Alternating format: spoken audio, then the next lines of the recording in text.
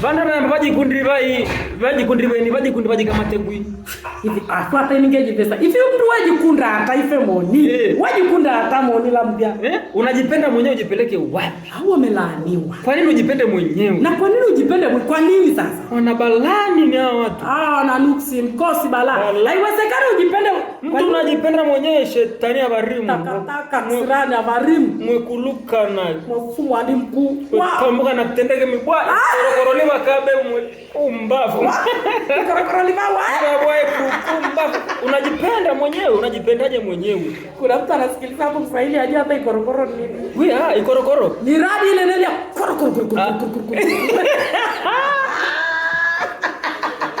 Ndio ikorokoro. Sasa ikorokoro. Na ni kwa nini watu ambao hawajui Kichaga watusumbue?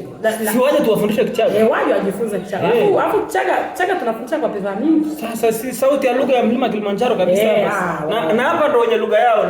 Sauti ya lugha ya Kichaga ndio. Yaani lugha ya Kichaga imeanzishwa na Shirima na Mashirima. Hakuna mwingine. Hakuna mwingine anayejua Kichaga kilichonyooka. Ni sisi wenyewe. Sisi tu. Kichaga ni cha kwetu.